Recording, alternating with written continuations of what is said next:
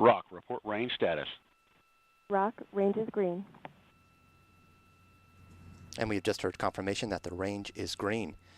After launch, we'll be hearing the voice of United Launch Alliance's Marty Malinowski. He'll provide a status of the flight of the Atlas V and NASA's InSight. Minus 40 seconds. We are listening in to the final minutes of the countdown.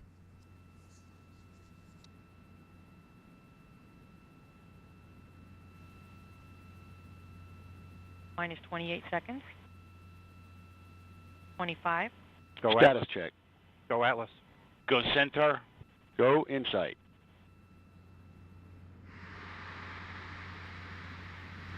We're at T-minus 15 seconds. 8, 7, 6, 5, 4, 3, 2, 0. And liftoff of the Atlas V, launching the first interplanetary mission from the West Coast, and NASA's InSight, the first outer space robotic explorer to study the interior of Mars. Controls, good. Check pressures and RPMs. Expect the band at this point.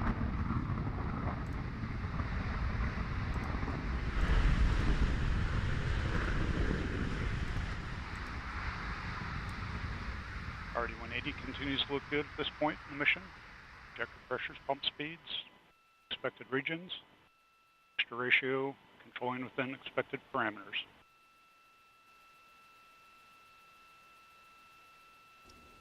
The RD-180 engine providing 860,000 pounds of thrust. Vehicle body rates continue to look good.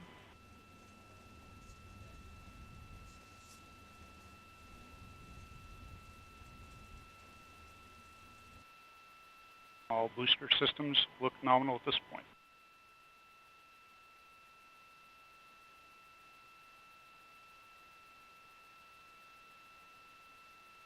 Mach 1.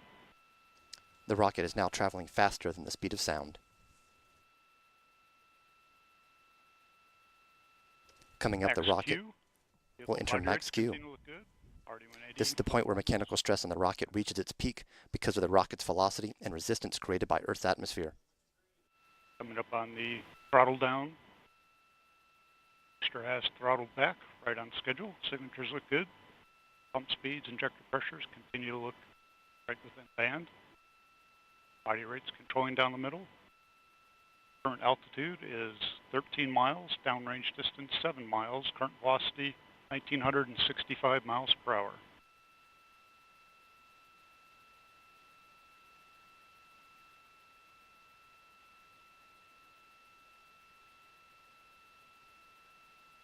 Closed loop guidance has begun. The first part of the flight was pre-programmed trajectory. Now the rocket is giving itself feedback on its flight path. And Q alpha steering has begun. Body rates look good. Pump speeds, injector pressures, all within band.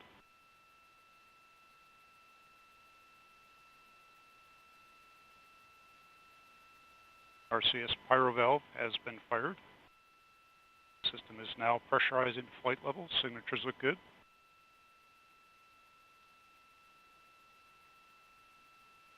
Current altitude is 30 miles, downrange distance 43 miles, current velocity 4,542 miles per hour.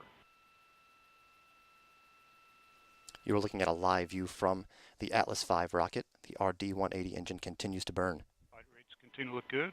RD-180 still performing well. Q alpha steering has been completed.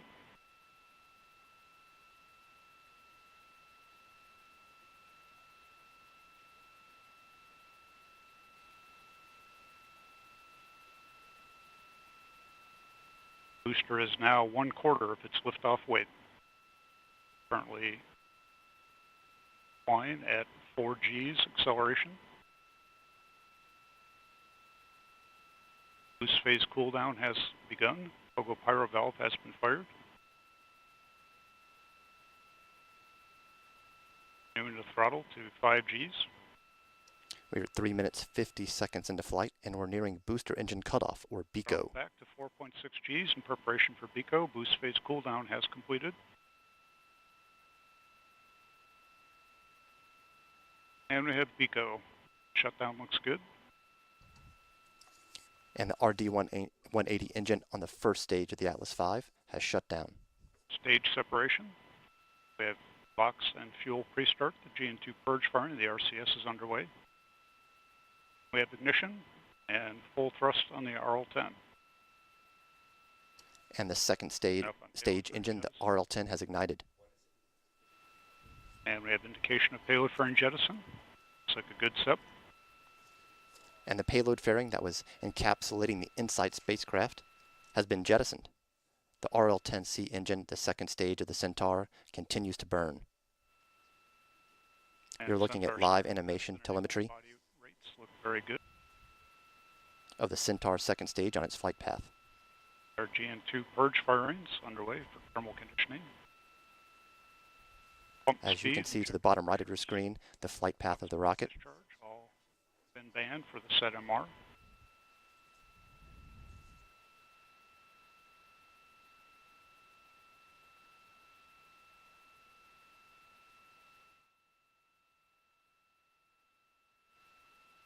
And Centaur has gone to closed loop view control in a slightly fuel rich mixture ratio correction.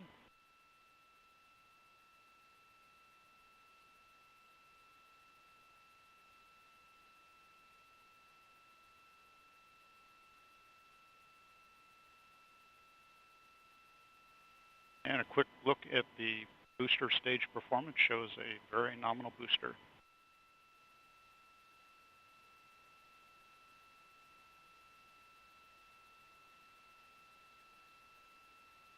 For those of you that are just joining us, we had an on-time liftoff of the Atlas V rocket carrying NASA's InSight spacecraft, as well as two small CubeSats called MarCO. This burn is scheduled for 8 minutes and 56 seconds in length.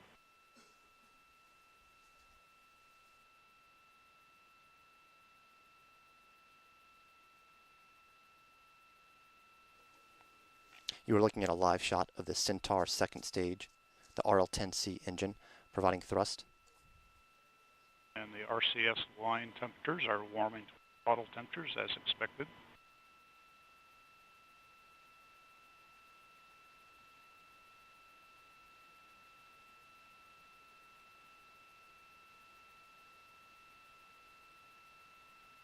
Centaur now controlling just slightly fuel rich.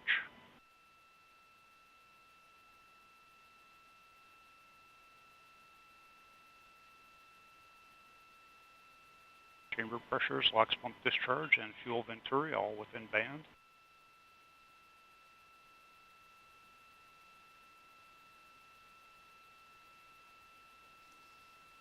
We're at 7 minutes, 15 seconds into the flight. InSight being taken to its trajectory. This will be the first of two burns of the second stage. All Centaur systems look very good at this portion of the burn. Up on the roll to optimize to Tidris East.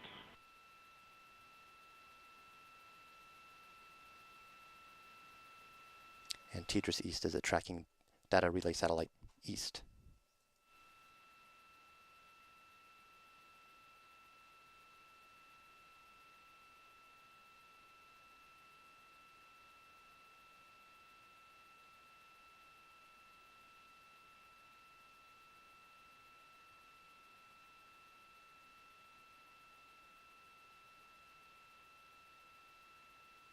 And the RL-10 again continues to perform very well. Again, requesting a fuel-rich condition at this point in the burn. Chamber pressures, LOX pump discharge, and fuel venturi, all parameter. RCS line temperatures have nearly achieved bottle temperatures. Continue to see our thermal conditioning firings on the RCS.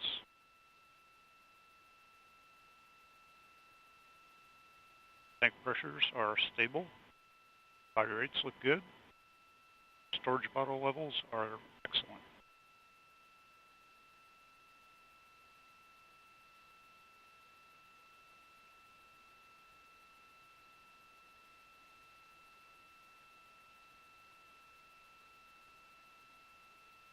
We are just over 9 minutes into the flight of InSight.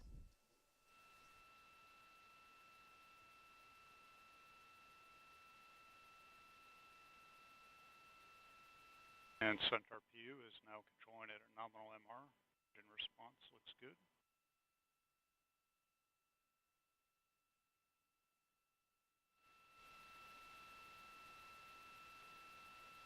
You continue to see the flight path on the bottom right of your screen. Centaur is currently flying at an altitude of 136 miles. Downrange distance is 1,261 miles. Current velocity 14,066 miles per hour. This trajectory of the flight path will put the spacecraft and the Centaur in a park orbit before crossing the equator. It will go around the southern tip of South America. It will cross the southern edge of the Atlantic Ocean, come up over the Indian Ocean to the east of Africa, and cross over India. Continues to control near nominal. RL-10 performance is as expected for the SET-MR.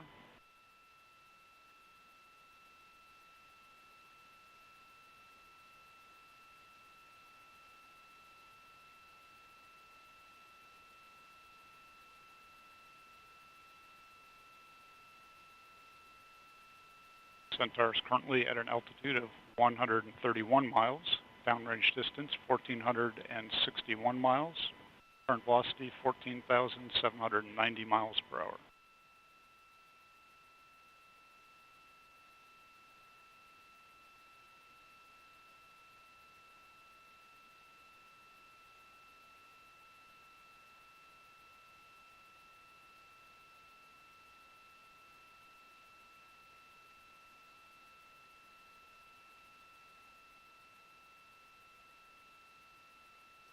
We are 11 minutes into the flight of InSight.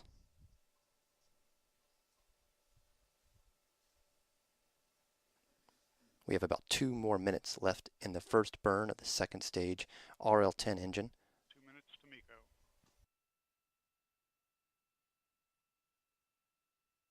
Centaur continues to look excellent at this point. Tank pressures, body rates, throttle pressures, all in family.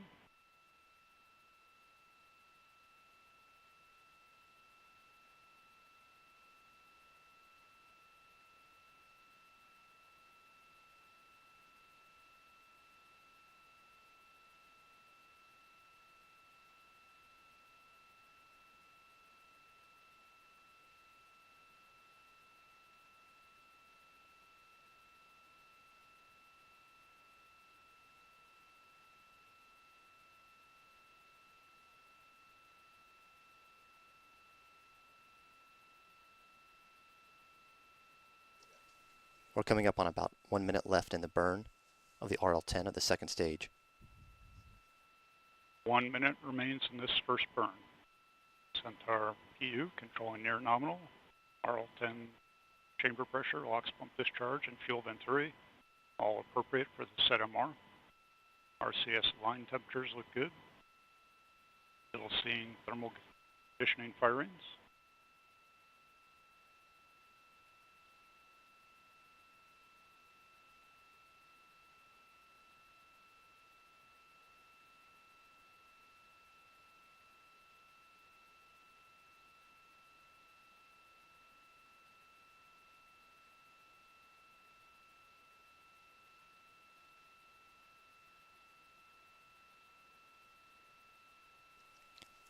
And we are now 13 minutes into flight, very close to the second stage engine cutting off for the first time for one of 2 burns that it will take. Centaur is now orbital.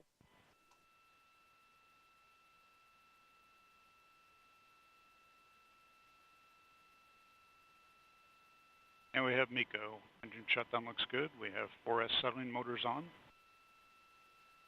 And you just heard confirmation from United Launch Alliance Marty Malinowski that we've had MECO. The second stage engine has cut off for the first time. The first burn of the second stage RL-10 being complete, we now begin the long coast phase of this mission. The coast phase will end when the RL-10 engine ignites for the second time for over 5 minutes. Start of the second Centaur burn will begin over northeast Russia. The end of the second Centaur burn will be completed over the northern Pacific Ocean. After the end of the second burn, we'll coast for about 9 minutes so that the Goldstone Deep Space Network is in view for the separation events of the InSight spacecraft and the two MarCO spacecraft that are traveling along. And that will happen over northeastern Pacific Ocean off the coast of Oregon. So with the long coast phase underway, we'll now go back to Stephanie Martin. Stephanie? Thanks, Josh. For missions to other planets, the flight path has to be extremely precise to ensure the spacecraft lands or orbits in the correct direction. NASA's Amanda Griffin sat down with Callie Burke, the trajectory analyst for the InSight mission, to learn more about her work for today's mission. So Callie, tell us a little bit about your role for InSight. My role is the trajectory analyst here at the Launch Services Program. And so my job is to make sure that the rocket drops the spacecraft off at the right place and time and space. We have to consider these really complex journeys. You know, it's not just doing an equation once. The Jet Propulsion Lab, they do these things called pork chop plots. And so they consider many months they could launch and many months they could land on Mars. What's the weather conditions going to be like when they get there? We want to get communication during landing. So are the right satellites in place, or are we looking back at Earth at that time in the landing site? So there's all these considerations. And so we have 35 days we're looking at that we're launching, but only one day that we're going to land. We actually have a 2-hour window that we're able to do on each day. And so that's 25 opportunities. So there's 875 possible ones we analyzed. Wow. Yeah. So to launch from California, what's different? Here from Florida, we launch east safely, and we can go somewhat to the north and somewhat from the south.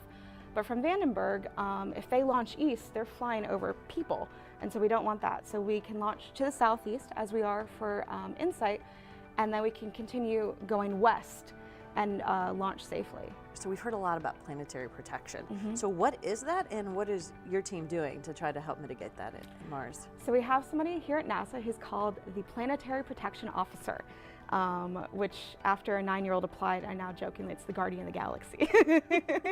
That's why he said he'd be great. But the Planetary Protection Officer looks to both protect Earth from any microbes we bring from space, and then we also consider Mars and Europa, where we think there might be life. We want to protect them from bringing Earth bugs and basically creating life somewhere as opposed to finding it.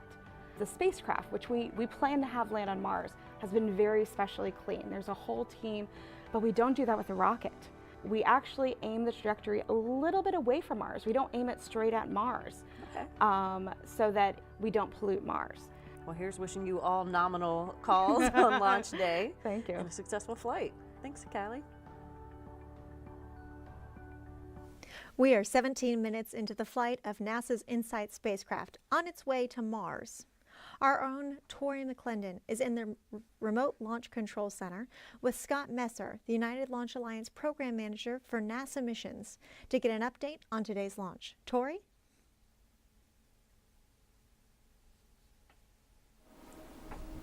Thank you. So, Scott, tell us how it's going so far. Well, so far, Tori, things are really good. It's a very nominal count, and it's a beautiful, beautiful launch. A little foggy out there, but everything is going well and right on track. All right. So, as we all know, United Launch Alliance is definitely no stranger to Mars missions. You've launched the Spirit and Opportunity and the Curiosity rovers. So, what is it like to now have sent InSight on its way to Mars? Yeah, so you're right. We're very excited. We've actually launched every Mars mission since 1960, so we've done a lot of them. And but this one is super exciting, obviously, because we first launched from the west coast of a planetary mission onto Mars. So it's very exciting. And anytime we go to Mars, it's very exciting for us to give our customer a great ride and create mission success so that the InSight mission can do what it needs to do when it gets to Mars. So, this has been a very busy year for you guys so far. Let's see, this is the 5th launch for United Launch Alliance so far in 2018. It's the 2nd NASA mission. All right, so what's up next for the team? So, we've still got 2 more missions left to go. We've got the Parker Solar Probe mission going to the Sun, which launches in July, and then, of course, our last Delta II mission, which launches in September from out here in Vandenberg. So, a busy year for us with 4 missions. And very excited. Oh, thank you very much. We're looking forward to the rest of the year and the rest of today. Thanks, Stephanie. Back to you. Thanks, Tori. With many scientific missions, NASA partners with international space agencies to explore and discover new science. In fact, InSight has instruments from France's National Space Agency, called CNES, and the German Aerospace Center, known as DLR. NASA's Blair Allen has more.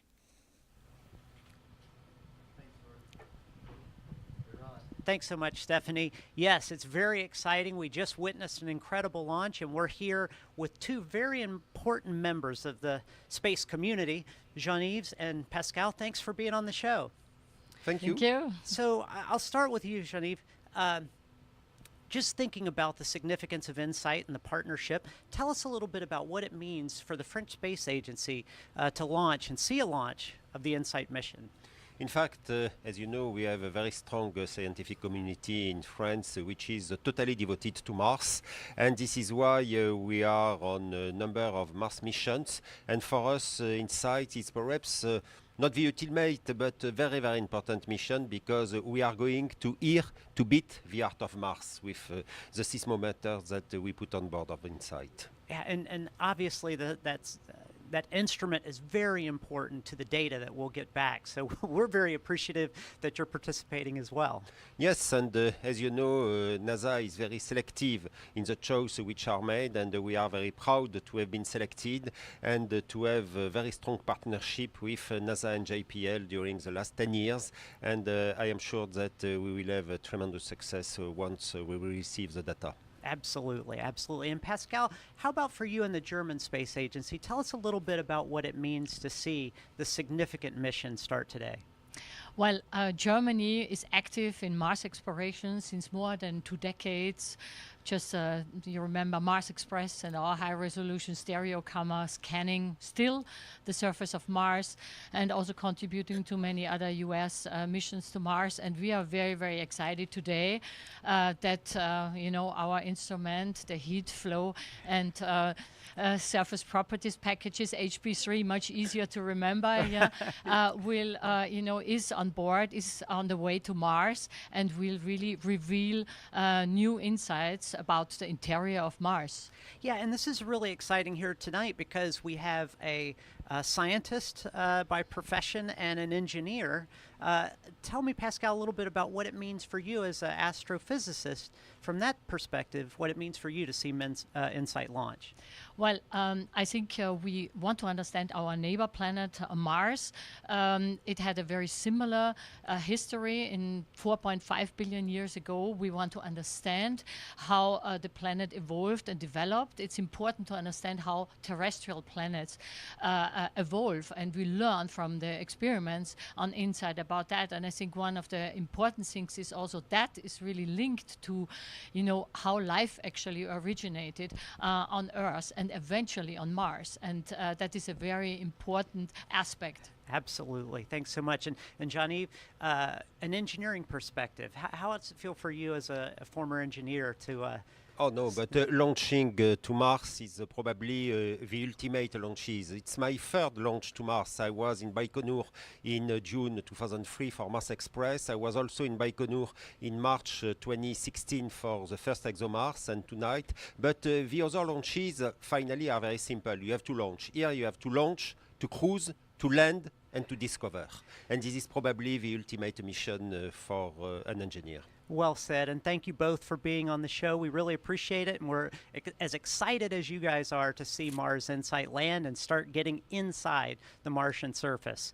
So back to you, Stephanie. It's very exciting. I hope that you can sense the excitement of myself and the international community here.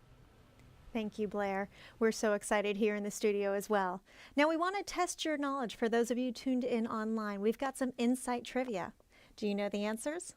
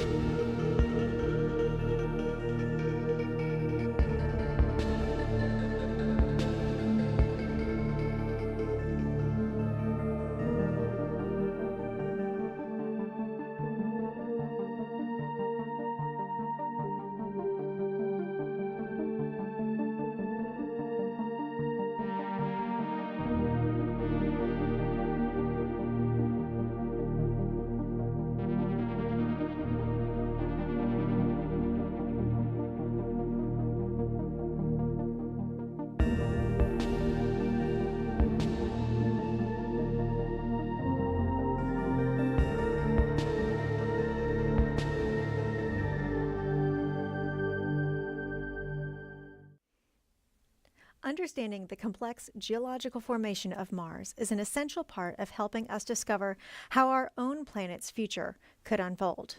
Sue Smrecker, the Deputy Principal Investigator for InSight, is on set with Blair Allen from NASA Edge to talk about what's happening beneath the Martian surface. Blair? Thanks so much, Stephanie. Sue, I got to tell you, before we get started about the interior of Mars, tell me, what was your experience during the launch? It was fantastic. It was physical. I could feel the ground vibrating. The car alarms were going off. And I saw a little spark in the sky. But that's about it. But it was, it was just as emotional as if there was no fog in the way. So it's on its way, and it was thrilling. Well, I'm so glad. I felt the same way. I didn't see it, obviously, but did feel it. And I tell you, it really is exciting. And now we're underway. And so let's talk a little bit about what's going to happen once InSight gets there, because the big objective is to get under the surface. So tell us a little bit about the science of getting underneath the surface of Mars. Okay, so our main instrument is a seismometer, and so we use that to image the interior of the planet. Basically, anytime a quake goes off, it'll travel through the interior of Mars. It'll bounce off different density layers, and so it's like a sonogram. It'll bounce off when it change in the density of the planet. So we're going to measure the thickness of the crust. We're going to determine the seismic velocity of the mantle, which tells us about its temperature, and we're going to determine the size of the core. So all that structure. Now, I'm wondering, the particular location that InSight, where it lands, was that chosen based on geological activity, or tell me a little bit about the region you're landing in? So we're going to Elysium Planitia, and we are a competed mission, so we are trying to do things on a budget. And with the lander, it's a copy, if you will, of the Phoenix lander. So it already kind of had some engineering constraints. So that meant we could only land at a certain altitude on Mars. We go in. We don't want to crash. We don't want to, and we also are solar powered, so we need to be near the equator. Right. So that actually narrows it down a lot. And then the last thing that we wanted is someplace where we can burrow our mole for the heat flow under the ground. And happily, Mars provides a window into its subsurface via impact craters. So our landing site lead, Matt Gollenbeck, and many students mapped hundreds of impact craters and determined the depth at which there's a competent rock layer. So we found a place where we can get our mole down without worrying about that rock layer at depth. Well, I guess that's going to be pretty important for the mission, because it's going down pretty deep, I understand. Yeah, up to 16 feet. So we think the first 30 feet or so should be okay in our region. Oh, that's incredible. Now tell me a little bit about this mole. What kind of data are you actually getting with that sensitive instrument? Yeah, so it hammers itself down and stops every about 1.5 feet. And it sends out a heat pulse, which tells us about the thermal conductivity of the soil. And then it keeps on hammering in steps down to about 16 feet. At that depth, we're away from temperature changes due to day-night changes, seasonal changes, and we're just getting the heat coming out of the planet. So we measure the thermal gradient with a string of temperature sensors that the mole pulls behind it. So with that thermal gradient and thermal conductivity, we get the heat coming out of the interior of the planet. So, well, I tell you, it sounds like you've got the bases covered. Well, listen, thanks so much for being on the show, and good luck to you and the rest of the InSight team. Stephanie, we're learning a ton about what's going on with InSight. Thank you so much. Take care back in the studio, and keep giving us good information on the of the Atlas V and Centaur as they head to Mars. Thank you so much. We're about 31 minutes into today's flight of NASA's InSight spacecraft on its way to Mars. Let's check back in with Joshua Finch in the Mission Director Center for an update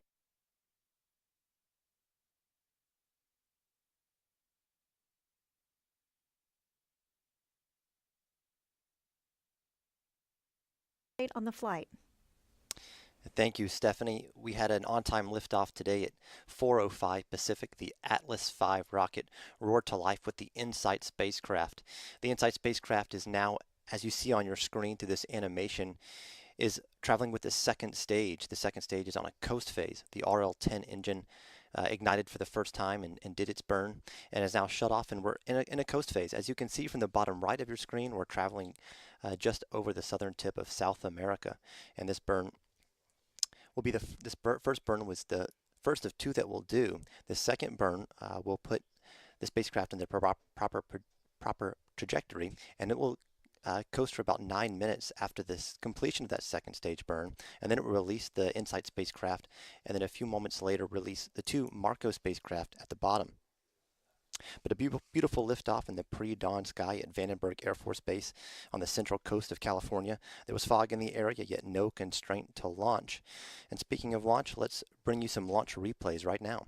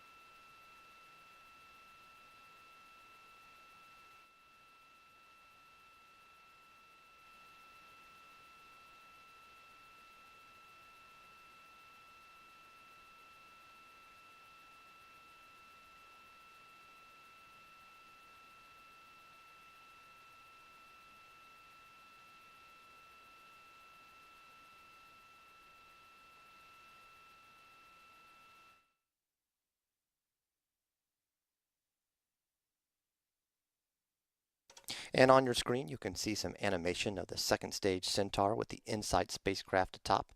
And at the bottom of the Centaur, the two MarCO spacecraft. We're in the long coast phase of our mission. And for right now, we've got some more Mars trivia for you, and we'll bring that to you right now.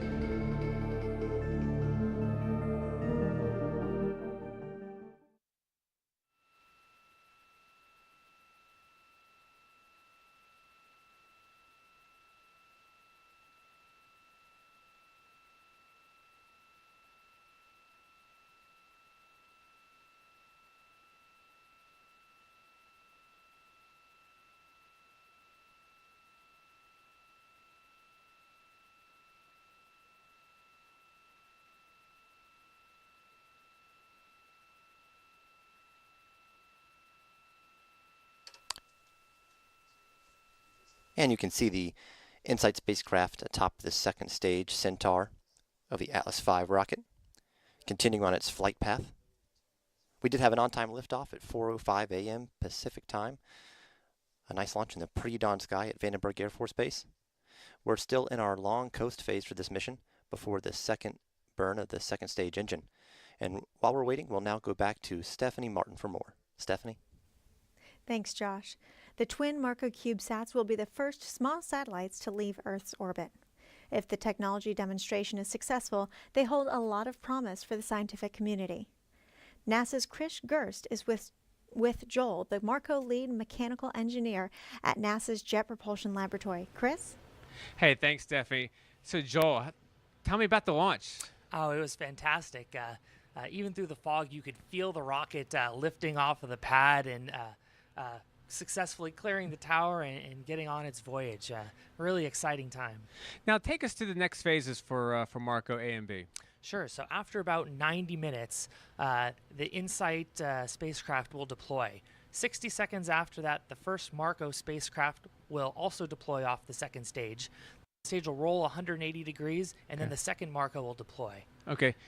So that's interesting because you're gonna let the InSight spacecraft go first. Absolutely. And then you guys are gonna be trailing. Correct. Yeah, we all deploy off in slightly different directions, and then we fly as a loose cluster together over our 6-month trip to Mars. Now, how do you think MarCO-A and B how are they gonna feel following InSight all the way to Mars? Sure. Well, that's exactly our point. We are there to trail InSight, and we're eagerly awaiting our chance to fly over and catch up with them as they go through entry, descent, and landing.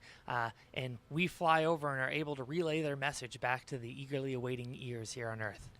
Now, this is pretty cool because this is the first time we're taking a CubeSat that's traveling, out of low Earth orbit and going to another planet.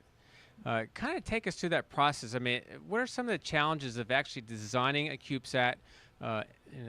Constructing it and getting it ready for flight? Absolutely. Space is hard. That's one of the difficulties with any type of satellite. And with the MarCO CubeSats, there's nothing any different. Traditionally, CubeSats in low Earth orbit, you're close to home. You have a lot of opportunities to talk to your spacecraft. You're in an environment that repeats itself since you're orbiting the same body over and over. Right. As you get into deep space, you're in a much different environment. You're perpetually moving further and further away from the sun. Right. You get less and less power every day. Your environment is changing. Additionally, you are very far from everything that is familiar. There's no GPS. There's no Waze that can help you navigate. That's a good point. And the deep space network is your only way to phone home. Okay. One of the technologies that MarCO is demonstrating on this mission is a brand new radio, very similar to what is flown on these larger spacecrafts, but a quarter of the size. This softball-sized radio allows us to communicate with the DSN radio in order to do things like navigate on our way to Mars and in order to communicate with the Deep Space Network and understand how our satellites are doing. Now, once MarCO, and we're all assuming it's going to do its job beautifully once it gets to Mars, and it's going to help out the InSight spacecraft. Once that is done, where did the MarCO CubeSats go? Sure. So MarCO's primary mission is a technology demonstration to learn about these technologies. If we survive our 6-month voyage and learn all of about these technologies throughout that trip, we'll do entry, descent, and landing relay of InSight's information. After that, the 2 MarCO's missions is complete. We'll finish relaying down data and engineering data to sort of see exactly how we performed when we're relaying InSight's data for entry, descent, and landing. And after that, we'll sail off into the sunset and sort of be in a heliocentric orbit for forever. That's incredible. In fact, it's sort of you're laying the foundation for future CubeSats to be launched to other planets. Absolutely. Yeah. It's a real honor and an exciting time to be involved in this investment into the future of small satellites and satellites in general. It's a really surreal experience to have worked on this over the past several years and to be here to see the launch and experience everything that all of these teams have put into their satellites together. Now, a little bit of piece of trivia for the audience. I believe, correct me if I'm wrong, that MarCO-A and B have special names. Absolutely. So MarCO-A and B were given the names by the team of Wall-E and Eva after the Disney characters from the movie Wall-E. And that actually has some basis in what MarCO actually is. So the MarCOs are demonstrating a cold gas propulsion system, which allows us to fly to, allows us to correct our trajectory on our trip to Mars. In the movie Wall-E, there's a scene where Wall-E jumps out of the space station and is flying around with a fire extinguisher. Our prop systems are filled with the same propellant that is in common fire extinguishers. So we, in essence, are Wall-E flying through space powered by our fire extinguishers. How cool is that? It's very cool. Well, Joel, thank you so much for joining us today. I can't wait to see MarCO in action and perform admirably in helping out the InSight spacecraft. Thank you, Chris. Steffi, I don't know about you, but we got to come up with a special name for us because that's pretty cool having 2 CubeSats with special names. Back to you. Thank you so much, Chris. Now, if you love that they are named after Wall-E, we've got some more InSight and MarCO trivia for you coming up now.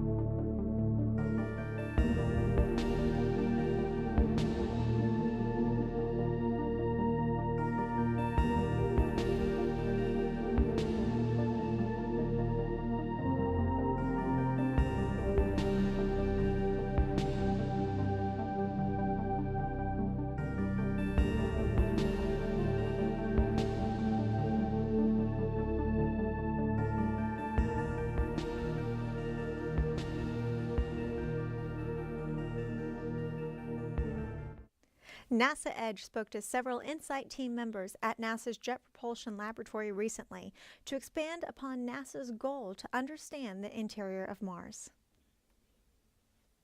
We're here with Tom Hoffman, Project Manager for InSight. How you doing, Tom? I'm doing great, Chris. You getting pretty excited? I'm very excited. We're getting really close. I can't wait to go. Hey, tell us, what is InSight? InSight is a geophysical lander that's going to go to Mars. It's going to land on Mars. It's going to deploy some geophysical instruments, specifically a seismometer and a heat flow and physical properties probe, and it's going to probe into the interior of Mars to understand what the makeup is. You can think of it kind of as a checkup for Mars. This is a pretty cool mission because it's not like any other Mars mission that we've had to the surface before.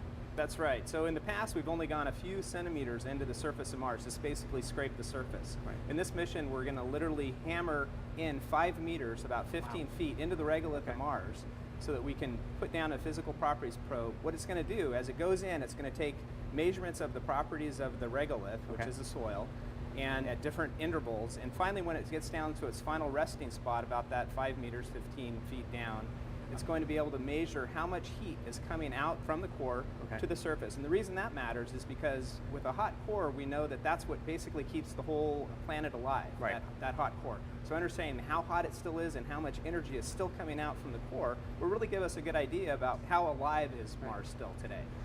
Bruce, it's absolutely fascinating to think of Mars as a living planet, but how do you do that scientifically?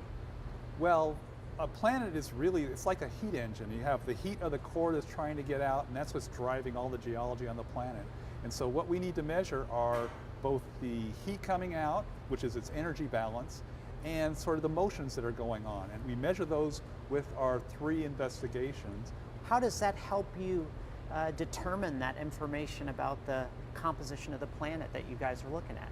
Well, the different parts of the planet have different masses, so the iron core is very dense and very heavy, and so what we'd like to know is how big that core is, and the size of the core is going to determine its effect on the wobble of the planet, so we can measure the size of the wobble, the speed of the wobble, and also the frequency, because it wobbles at different frequencies, and so all those things we can then sort of trace back to the size and the density and state of the core.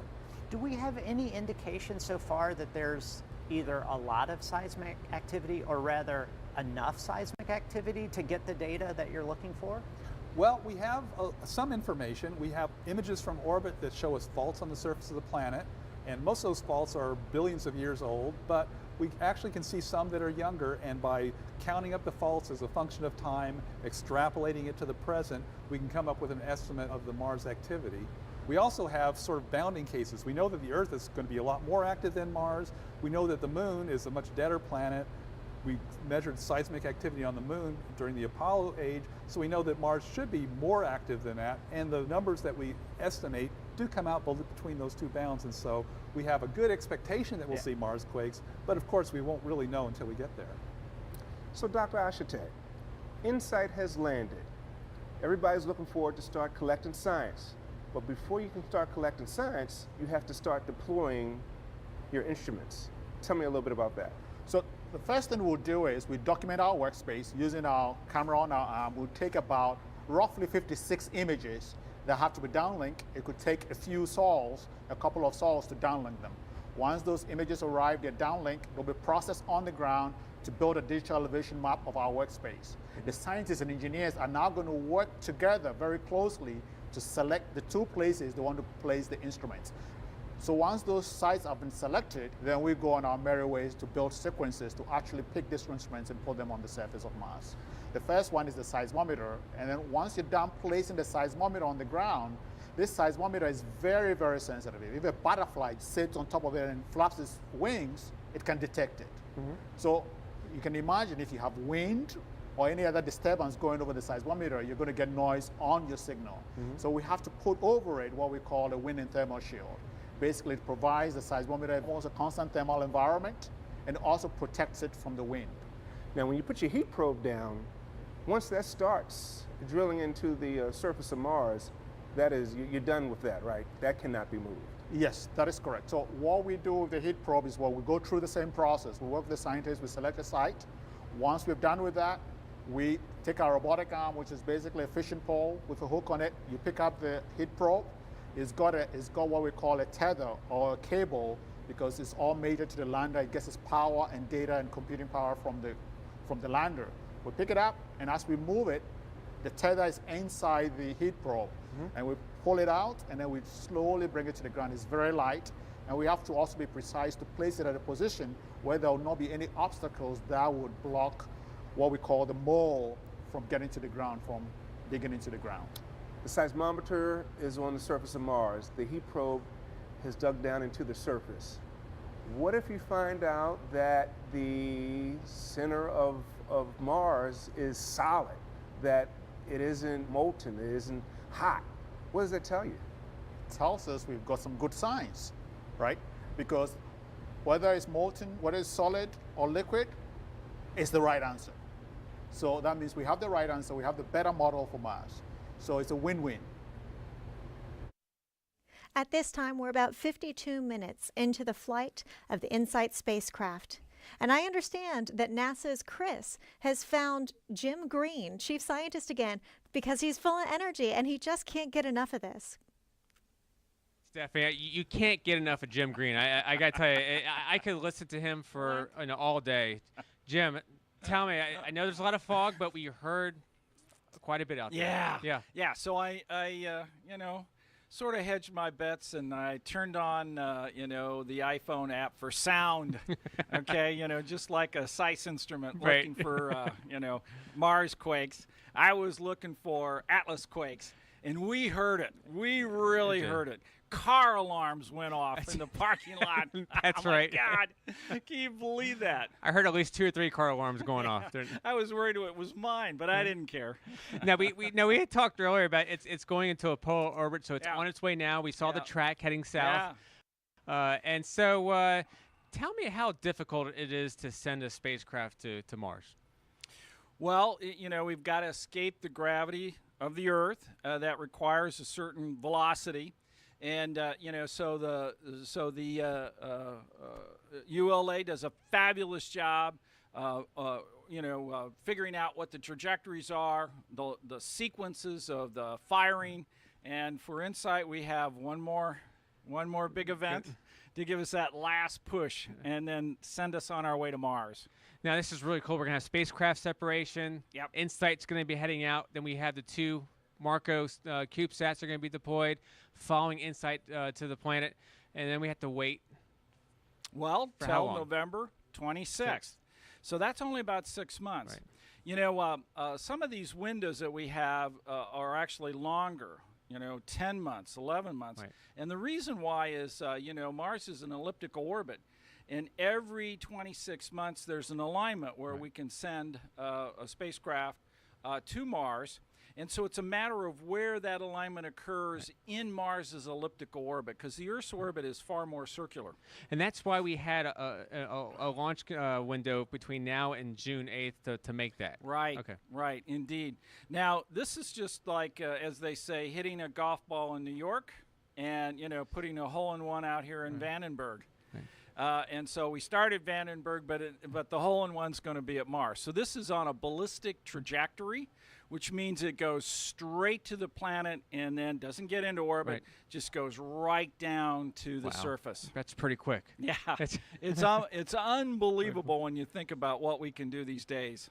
Now, we've been talking a little bit about these fun facts tonight. And so is there any cool Mars trivia you'd like to share with the audience? Mars trivia? Yeah. Okay, sure. There's always Mars trivia. We use relays to communicate. And as the spacecraft comes down, it actually is going to be sending us information. Okay. It has 3 phases. The entry part, where we use a heat shield. Then we pop the chute after we slow it down to a few hundred miles per hour from, like 10,000 miles per hour as it hits the top of the atmosphere. And then after the chute gets it down to well below 100 miles an hour, then you have the retro rockets fire, and then it safely puts down. So we have to communicate that information, and it goes through the orbiters. And MarCO, the 2 MarCO spacecraft, indeed are those that are helping us out. And so the trivia question is, in the future, how will we be doing this for other missions? That's a great question. So if the MarCO spacecraft work out for us, then that gives us a completely open opportunity for us to be able to use that same basic concept for other landed missions. And not only that, but with the CubeSats, I mean, we talked to more students around this country who are getting involved in the CubeSats. Yeah. And there were also students involved with MarCO-A and B. I mean, it's incredible how you're seeing these young engineers, these future engineers, they're coming out of college and they're going up to their first interview and saying, I have a satellite in space. Right. But, planetary CubeSats are really tough. And the reason why is the further you are away from the Earth, the harder it is to communicate. You need a bigger and bigger dish, okay? So if you wanted a CubeSat out at Saturn, you have to have a dish, that's 5 foot big, that's far bigger than the CubeSat. How would you even deploy that, right? That's right. So, but at Mars, because we have this communication capability with the surface assets, we're now thinking about how we can use that to communicate with CubeSats. So the CubeSats could be in orbit around Mars, communicate through the orbiters, and then send the data back. So the relay concept is really important, and Mars helps us with that one. So one day when we have humans on the surface of Mars, we may have a fleet of CubeSats that's orbiting around the planet. I'm sure we will. I'm sure we will. It provides us a framework that allows us to make a variety of very focused measurements Right. and potentially take a lot of data, particularly if we can use a network aspect of it. Jim, thank you for coming back for a second time. We really appreciate it. And Steffi, he is still filled with energy, even though that, the launch has occurred. He can go all day. Back to you, Stephanie. Thank you so much. Now that you've heard a little bit of a teaser about those MarCO's missions, why don't we take this opportunity to take a fun look at the MarCO mission. Communicating between Mars and Earth requires a complicated choreography, with everything in the right place at the right time. Sometimes hours can pass before information is relayed from one planet to the other. That's why when NASA's Mars InSight lander launches this year, the rocket will carry 2 tiny satellites on a technology test of their own. Meet Mars Cube 1, MarCO, NASA's first CubeSat mission to deep space. These briefcase-sized satellites will travel separately from the InSight lander while they test out new miniaturized technologies. And if they make it to Mars, they could relay information back to Earth about InSight's descent and touchdown, and do it in mere minutes. Although this fast communication isn't crucial to the success of the InSight lander, this CubeSat test could change the way future spacecraft phone home. The InSight spacecraft has a protective shell that shields the lander during its travels between Earth and Mars. It includes the mechanical units that safely maneuver the lander through the Martian atmosphere to a landing on Mars. NASA's Franklin Fitzgerald is with the spacecraft manager, Stuart Spath, who can tell us more about the major parts that make up the InSight spacecraft. Franklin? Yes, thank you, Stephanie. Stu, as Stephanie was talking about, there are the major parts that make up the InSight spacecraft. Can you tell us a little bit about them? Yeah, I'm glad to. There's about 3 major elements. The most notorious one, of course, is the lander, which touches down. But the second part is the aeroshell, the cocoon, the thermal cocoon that protects the lander as it enters into the atmosphere. And then the first part that's going to be in charge of getting us to the planet is the cruise stage. It operates us for the first 6.5 months. Now, I know we're about 30 minutes off of separating from the second stage to go into the cruise stage. Tell us about that separation in the journey onto Mars. Okay, so it's definitely going to be a nail-biting 30 minutes for us on the spacecraft team. As you said, we'll separate, and then we'll be on our own to get our own telemetry through the Deep Space Network, through our own spacecraft comm system. So once we get telemetry, we'll do a quick health assessment. We'll poll all the spacecraft subsystems, make sure everything's nominal, and then hopefully we're on our way to Mars. What do you do for 6 months? What will InSight do for 6 months? What kind of operations will go on during that time period? Well, the most important thing is the trajectory correction maneuvers. So about roughly 2 weeks after launch, we do our first TCM, as we call them, and that will actually bias us for a on-target landing at the planet. And then the 5 other TCMs will occur for the rest of the 6.5 months, and that will do precision pointing for the rest of the way. Now, when it comes to entry, descent, and landing, we've seen airbags, we've seen sky cranes, we've seen descent engines. What factors go into what type of entry, descent, and landing a certain rover or lander will have? Yeah, typically it depends on how big the actual flight system is, the lander. So in our case, InSight is based heavily on Phoenix, and Phoenix was based even 35 years before on Vikings. And so both the Viking landers and the Phoenix lander use the propulsive landing technique, so that's what we're using on InSight as well. So once InSight touches down on Mars, what will be the next move? All right, well, the first move is to let the dust settle. Then we'll deploy the 2 solar arrays. You see those in the wings that collect solar power for us. And then we'll start, over the next month or 2, start deploying the instruments. And we look to get data from InSight within, you say, about a month?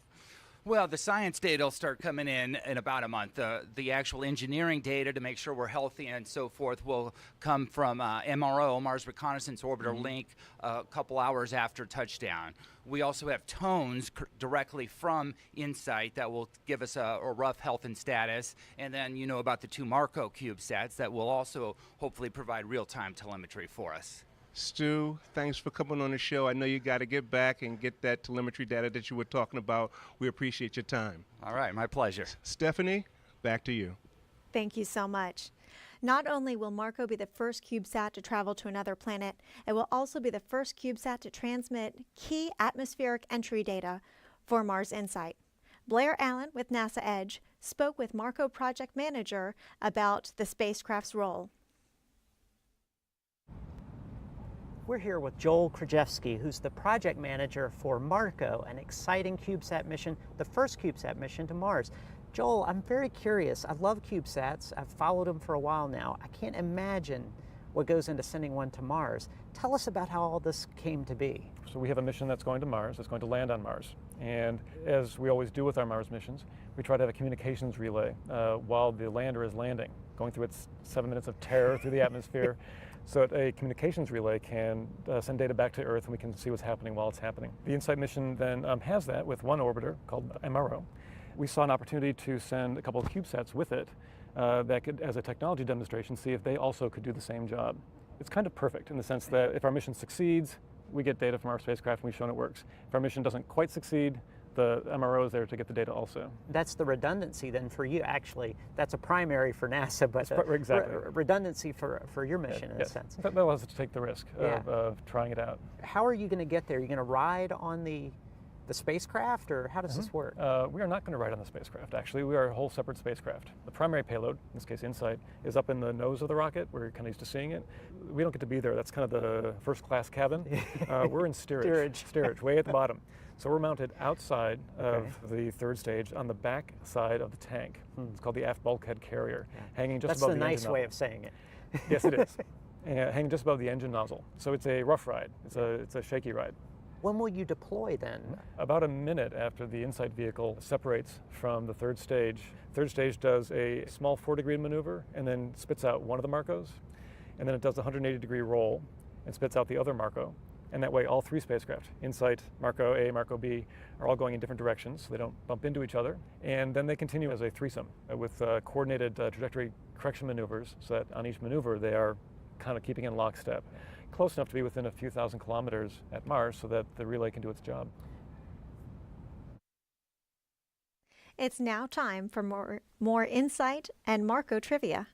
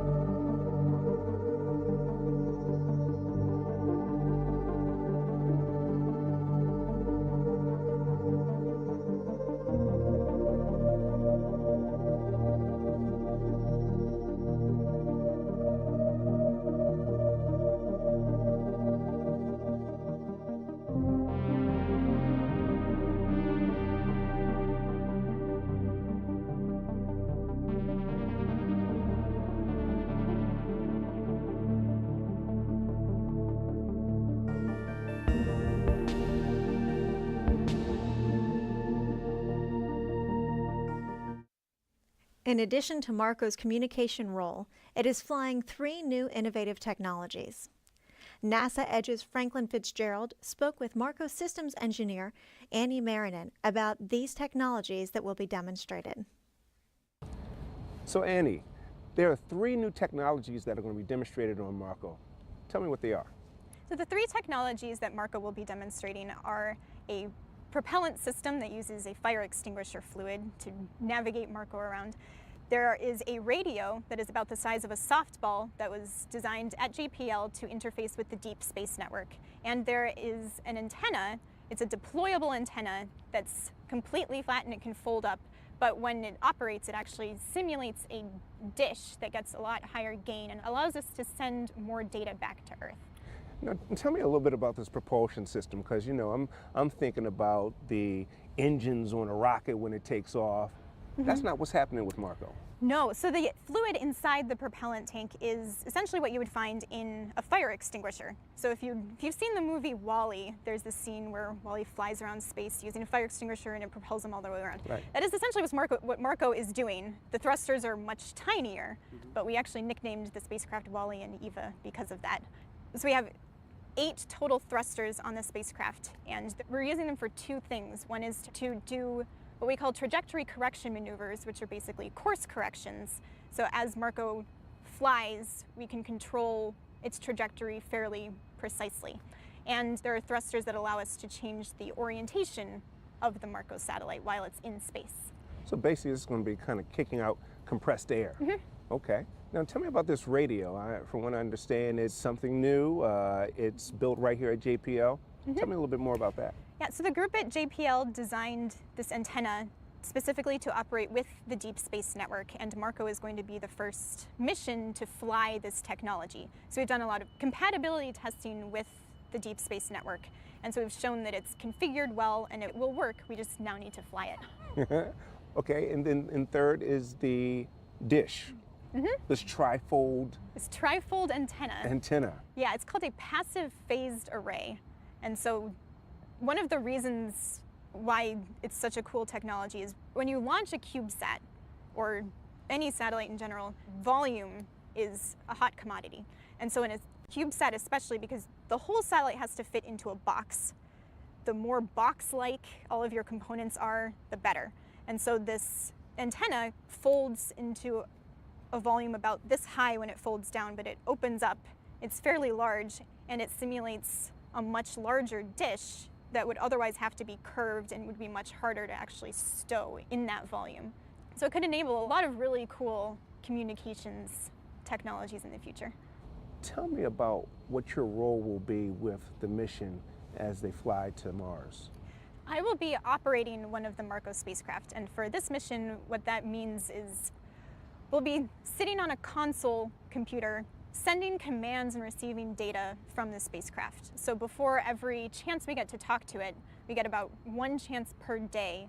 We'll have a set list of commands and scripts that we want the satellite to execute.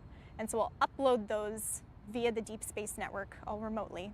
And then as it's happening, we'll get that data back and see what the spacecraft is actually doing. And hopefully it'll be doing exactly what we told it to do. We are an hour and 10 minutes into the flight of NASA's InSight spacecraft. At this time, let's do some more InSight and MarCO trivia.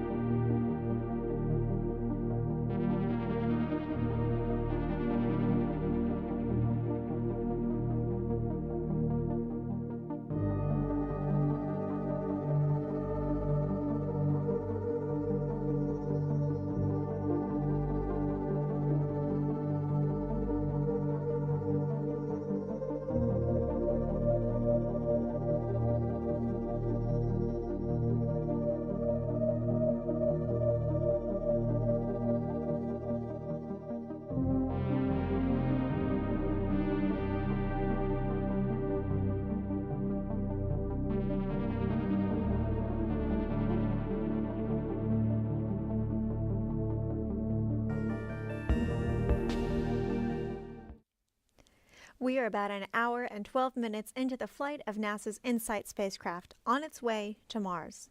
Let's check in with NASA's Joshua Finch in the Mission Director Center for an update on the flight. Josh? Thank you, Stephanie, very much. And for those of you just joining us, I'm in the Mission Director Center and I was paying attention to the launch countdown as we proceeded to a liftoff. And we did have an on-time liftoff at 4:05 Pacific time, and we had Mach 1. The vehicle reached that at 1 minute 18 seconds. It entered through an area of maximum dynamic pressure at 1 minute 27 seconds. The Atlas booster, powered by an RD-180 engine, had booster engine cutoff on time at 4:04. Followed shortly thereafter by Centaur separation. You're looking at that right now, the second stage with the InSight spacecraft stacked on top. We had the first burn of the second stage, which started about 4 minutes 20 seconds, and about 8 seconds later, the payload fairing, which was originally around the InSight spacecraft, was able to jettison. We completed our first burn, and we're now in a coast phase. The first burn of the Centaur lasted about 9 minutes. It inserted the combined upper stage and the spacecraft into a parking orbit. We're about 1 minute and 25 seconds away from the start of the second stage. The Centaur stack is coasting in its parking orbit until it reaches the proper position for start of the second burn of the Centaur second stage. The second burn will continue for about 5 minutes. The burn will end with main engine cutoff 2. And 9 minutes after that cutoff, we'll have the release of the InSight spacecraft, followed shortly thereafter with the deployment of the CubeSats MarCO-A and B. We're about 45 seconds away from main engine start 2. The RL-10C engine, powering the Centaur second stage.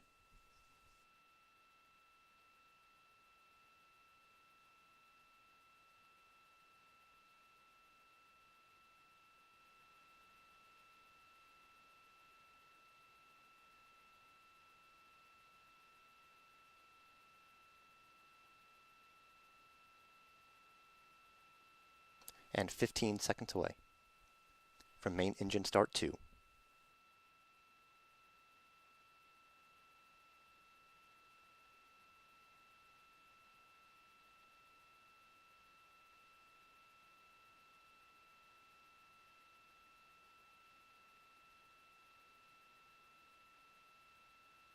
And Centaur has begun its D-spin in preparation again for the S2 start sequence.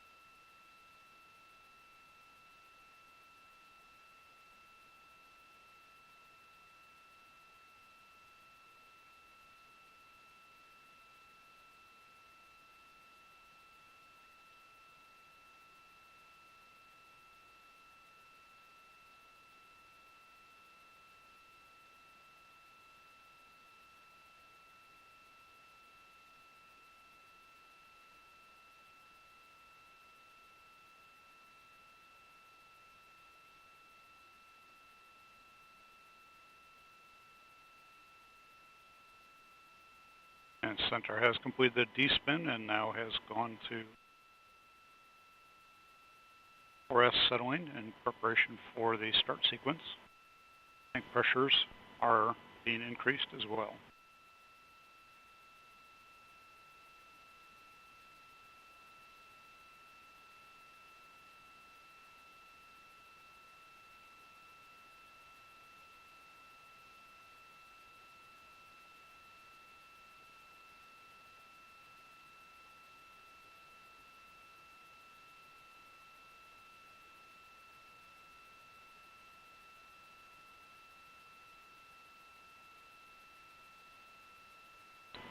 We have fuel pre-start.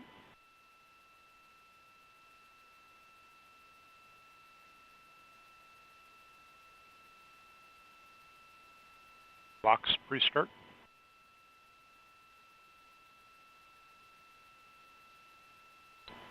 Second burn is scheduled for 323 seconds in duration.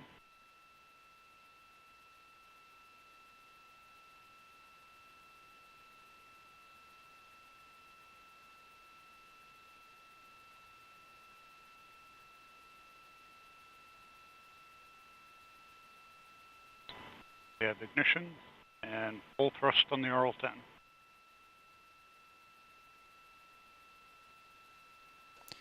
And we had ignition of the second stage at 1 minute 19 seconds into flight. Vehicle body rates look very good for the start transient. Tank pressures are being increased.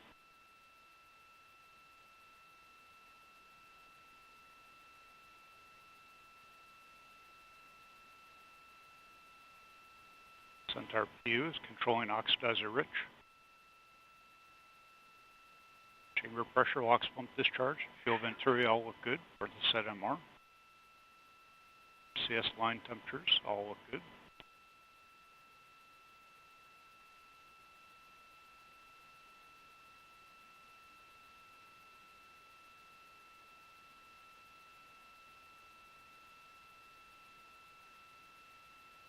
RCS thermal conditioning firings underway. Signatures look good.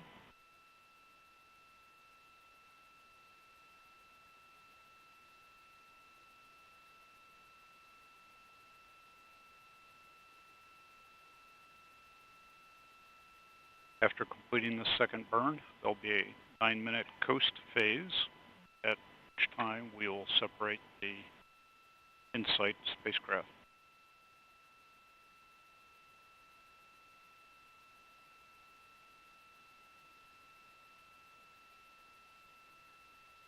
RL-10 engine performance continues to look very good.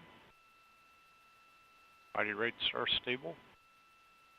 PU is working its way up a nominal mixed ratio.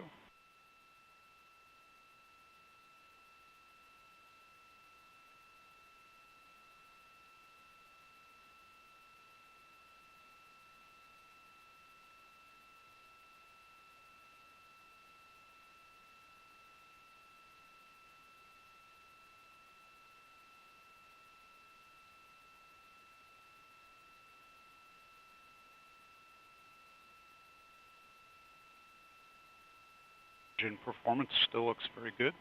RCS line temperatures are good. Tank pressures are stable. Storage bottles look good. Batteries are as well. Currently accelerating at 1.27 Gs.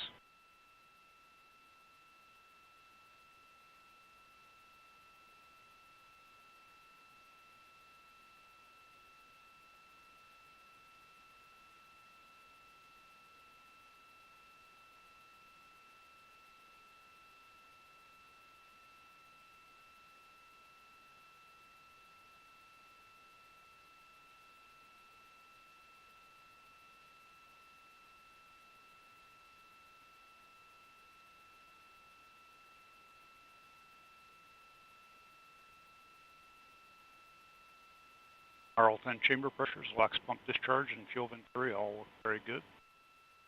MR controlling right at nominal.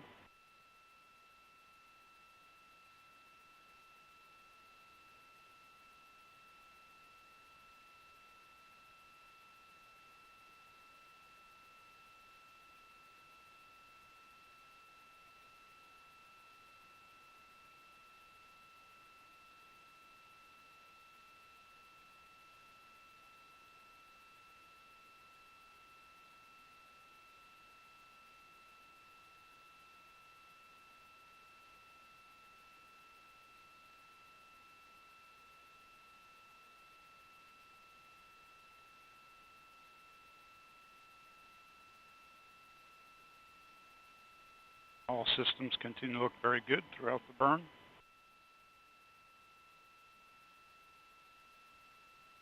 Just about 1 minute remains to MarCO-2.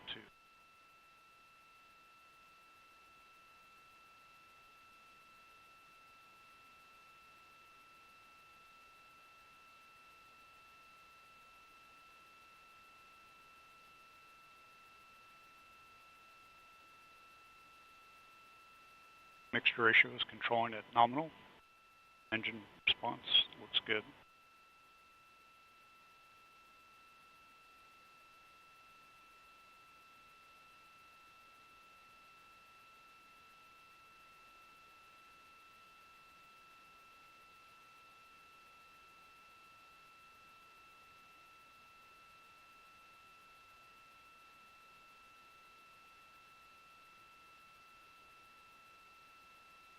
Coming up on MarCO momentarily. 1 hour, 24 minutes, 17 seconds into flight. Approaching And we have second MarCO. stage engine cutting off. Shutdown looks good. We've gone to 4S settling. And confirmation of main engine cutoff 2. We now begin a 9-minute coast phase before spacecraft separation. Centaur has begun to reorient to the spacecraft separation attitude.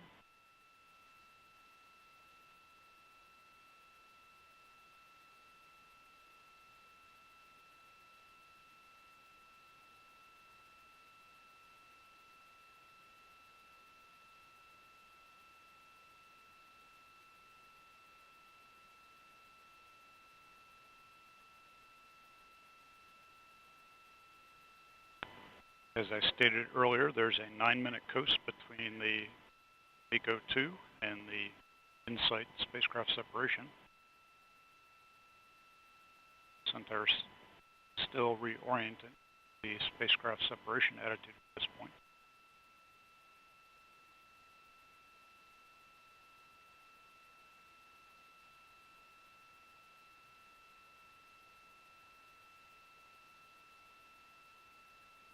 Centaur has begun 50% 4S duty cycle settling.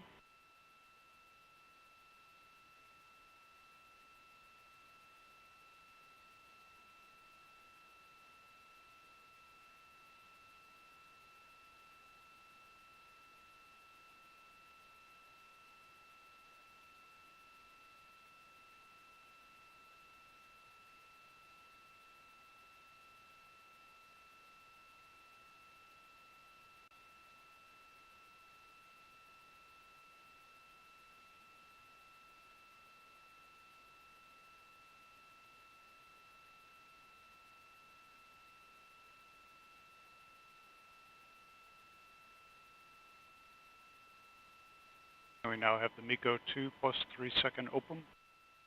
Once again, the pre-flight predictions compared to actual show very good agreement and an excellent orbit achieved at MarCO-2.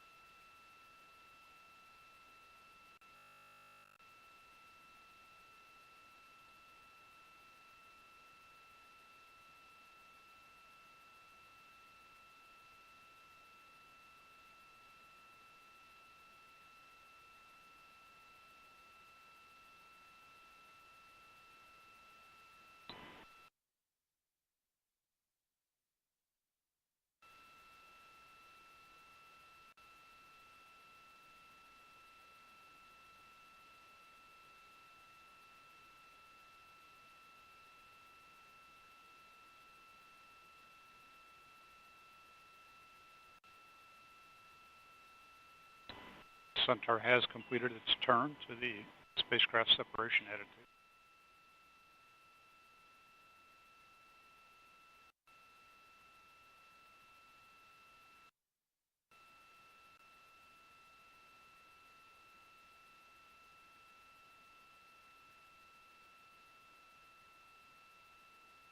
Centaur has begun to ramp from a 50% duty cycle to a 10% duty cycle.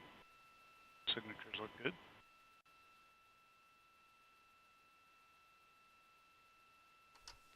And from the Mission Director Center, we're in about a 9-minute coast phase before spacecraft separation.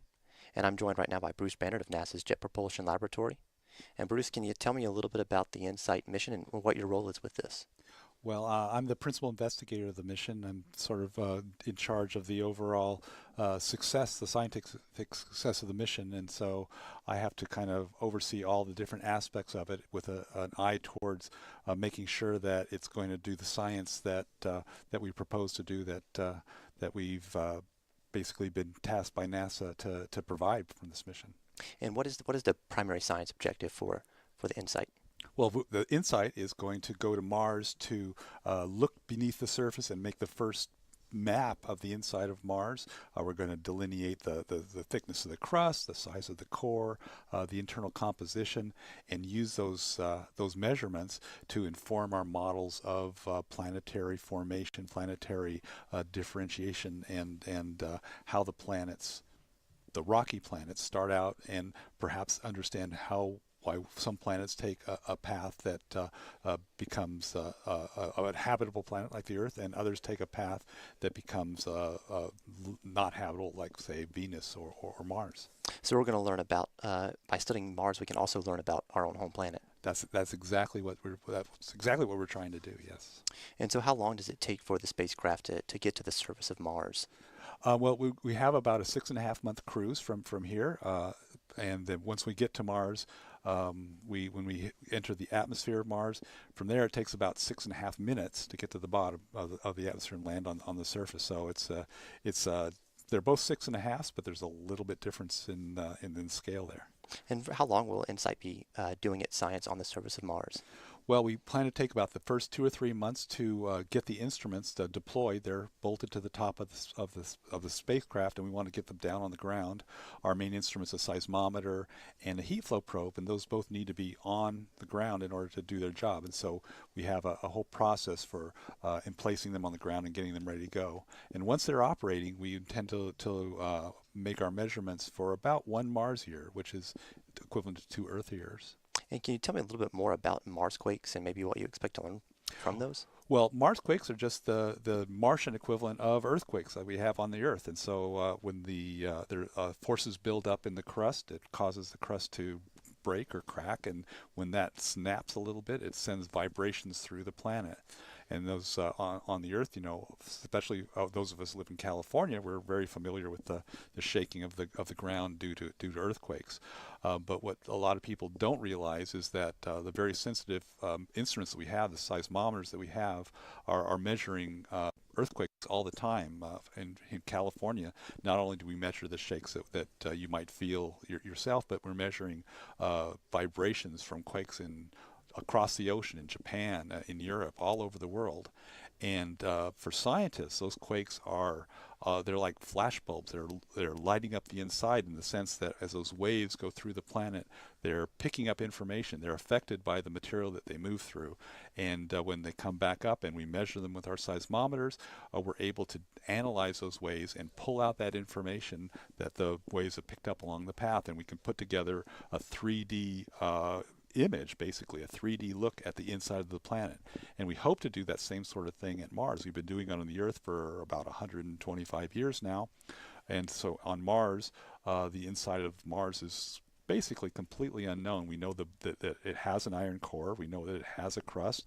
We have some fuzzy idea from theoretical measurements or theoretical models about how big those things are, but they've never been measured. And InSight will actually measure those quantities for the very first time.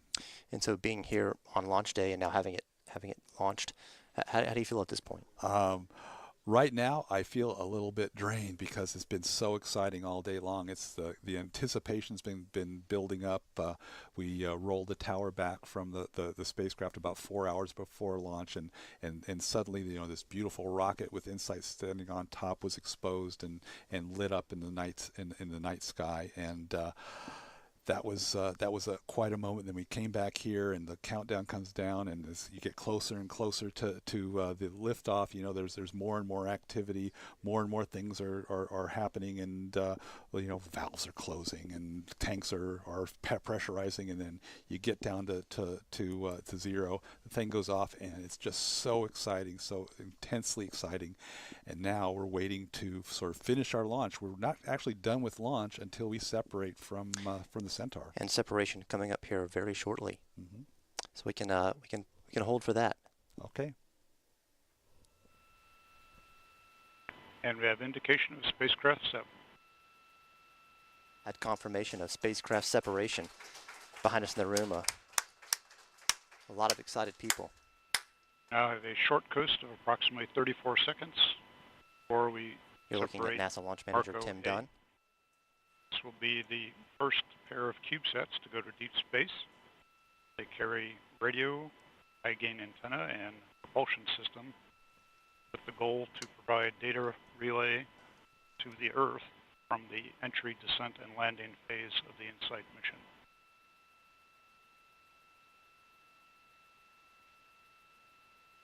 And just moments away from the first of 2 CubeSats to deploy. And we have the first MarCO-A spacecraft separation. Centaur is now spinning up. First half, the 180-degree turn.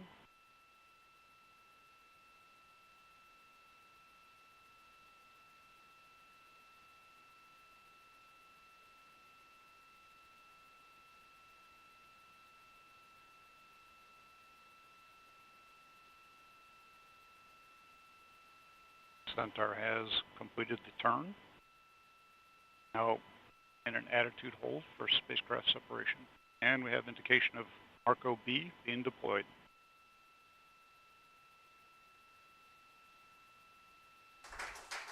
And the second of 2 CubeSats has been deployed.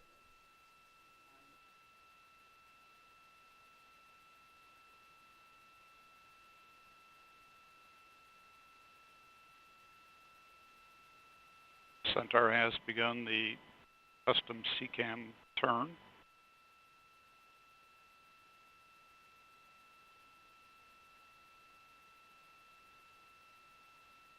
And a lot of handshaking going on in Atlas Launch Control as the InSight spacecraft is separated, along with the 2 MarCO CubeSat also bound for Mars.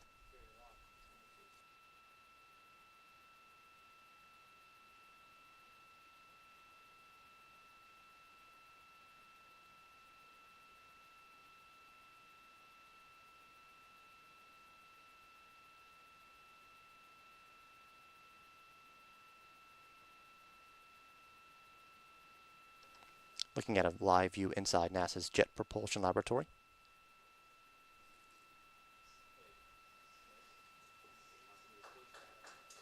And we now have the InSight separation open. And as all the other opens were, the actuals are very close to the pre-flight predictions and excellent orbit for the InSight spacecraft. With that, this completes the plus count commentary for the AB-78 InSight mission.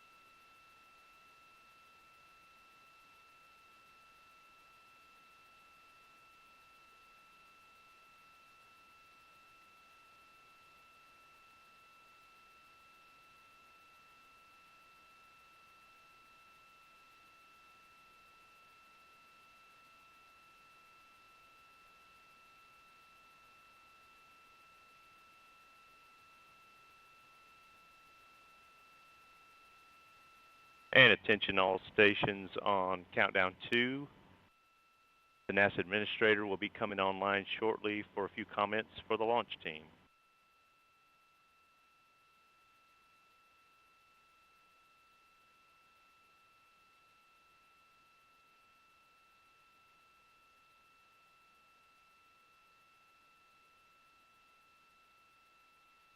Sir, you're active on countdown 2.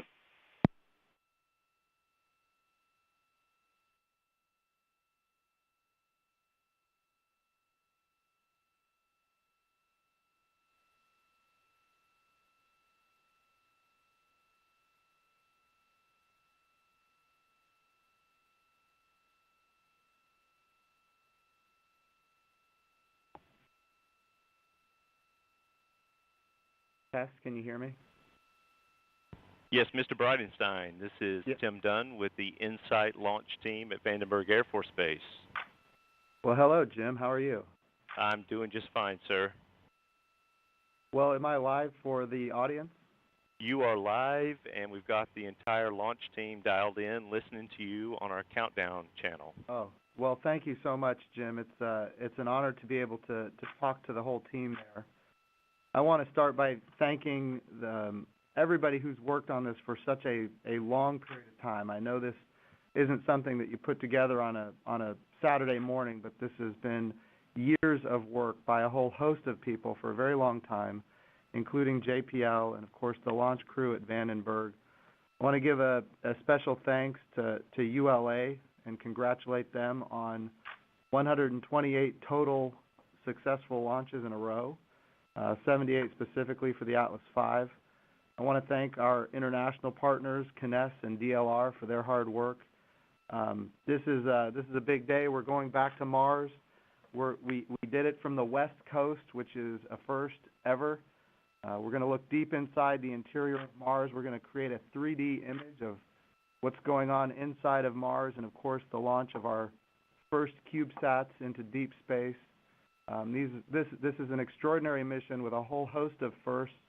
It's important for our country. It's also important for the world, and it really establishes American leadership in a lot of ways.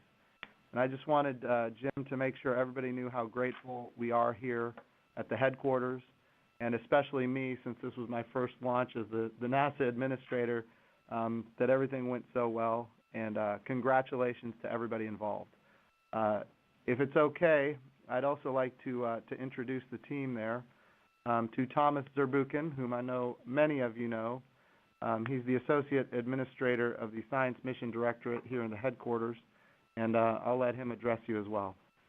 Well, thanks so much, Jim. I'm just really excited, just like you, enjoying a great morning and, crossing fingers and living through everything, all the animations, and of course, also the explanations that we got from the team, both on camera and in the room. And I just wanted to thank the whole team. This is a team effort, like you just said, but also I wanted to tell you how much we're looking forward to doing the science and doing all this harvesting of everything we've been dreaming about in the last few years through all the sometimes agony putting these things together, like these space missions are. They're hard. That's why we do them, not because they're easy. And I just look forward to what we're going to learn from this amazing mission once we arrive on the other side of this journey. Thanks, Jim. That is awesome. Well, thank you, Thomas. And Jim, I appreciate you giving me the opportunity to address everybody there. And it's, again, congratulations on a very successful launch. Well, thank you so much, sir, for taking time to speak to the team. It means a lot to us. If you were watching the video, you probably saw the level of excitement out here. We are thrilled to be part of a first ever launch from the West Coast going interplanetary. And thank you and Mr. Zurbuchen for taking time to speak to us this morning. Awesome. Congratulations. You guys have a great day. We will. And as you just heard, that was our new NASA administrator talking to the launch team after a successful acquisition of signal from the InSight spacecraft. Great to hear from our new administrator, and you can follow him on Twitter at Jim Bridenstine. Tonight's launch of the Atlas V with InSight happened at 4:05 a.m. Pacific time. The InSight spacecraft and the two MarCO spacecraft were separated. It's been a great night here from the Mission Director Center at Vandenberg Air Force Base. And with that, we'll now go back to Stephanie Martin. Stephanie? Thanks, Josh. It was a beautiful launch tonight, and I believe that we have a recap of tonight's launch with Josh and Blair from NASA Edge. Guys? Hey, thanks, Stephanie. I tell you what, it's been a great day. Yes, absolutely. A great launch. It was great to hear from the NASA administrator, from the Associate Administrator for Science Mission Director, and from Tim Dunn, the launch director, on a job well done to the InSight team and to the MarCO team. Well, and of course, we've also heard a lot from the principal investigators, the deputy principal investigator. That's right. Very exciting stuff going on. And as you heard mentioned several times, a lot of enthusiasm. I mean, look, people have been out here for hours into the wee hours of the early morning, and the enthusiasm is keeping everybody on point. You know, for us, Stephanie, it's been, you know, from the rollback of the mobile service platform, and then seeing, you know, the rocket out the pad. It was really cool. And then to kind of wait, you know, those 3-4 hours to get excited for the launch. Yeah, absolutely. And to talk to 5-hour Jim Green, who is he's just full of energy and excitement, and it just really makes you get really excited about planetary science and learning more about Mars. Yeah, and it was cool. I mean, we didn't actually see the launch because of the fog, but you felt it. You know, Right. it was palpable. It was tactile. That's right. And so now we have spacecraft separation, MarCO, InSight, it's on its way to Mars, and now we just have to wait till November 26th. That's right. And of course, MarCO will be right there with them to get data from the ground. Can't wait. It'll be Stephanie, exciting. it's been a great day, a great launch, and we're looking forward to the landing of InSight. Back to you. Keep the energy going. Thank you both. Tori McClendon is standing by in the Remote Launch Control Center with a very excited launch director. Tori? There we go. Thank you, Stephanie. All right, Tim. So I know how excited you and your team has been for this long-awaited day. Tell us how it went today. Wow. So we just had spacecraft separation. I mean, it's thrilling. We got a spacecraft on its way to Mars. It's been an incredible day, night, morning. It's been a long evening for us. Been up for a long time. Yes, we but it was actually an incredibly smooth countdown. Weather here on the Central California coast, I know, except for the fog, it was incredible. Apologize for the visibility, the low vis of the viewers, but I hear it put on quite a show for sound. Apparently it did. Yes, but so all the weather constraints were met. Even the visibility constraint that got a lot of discussion over the last couple of days. The range assets here at the 30th Space Wing at Vandenberg Air Force Base performed exceptionally well. No problems there. We woke the spacecraft up about 45 minutes before launch. It woke up on time, and did not have one bit of problem from the spacecraft. And then the launch vehicle, the mighty Atlas, performed yet again. We had a little bit of discussion early in the countdown about a ground system valve. We worked through that, no problems. And then late in the count, we had a few alarms that we needed to spend a little bit of time.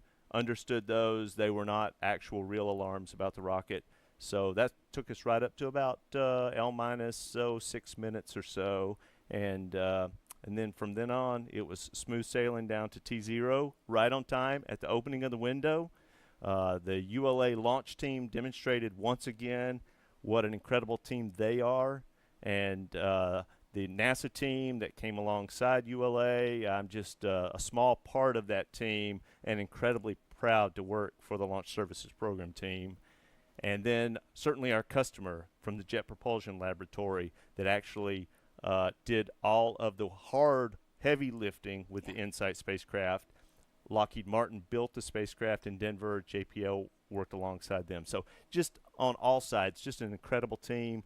And if you saw any of the video of us in the control room celebrating, it's what a relief to have a mission success, spacecraft on its way, happy, healthy. We've acquired the first telemetry signals from InSight already, so we know it's doing well.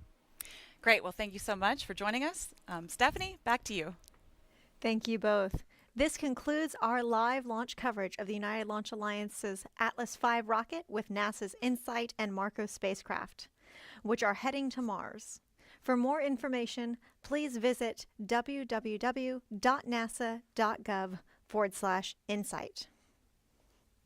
I'm Stephanie Martin. From all of us here at Vandenberg Air Force Base, thank you for joining us.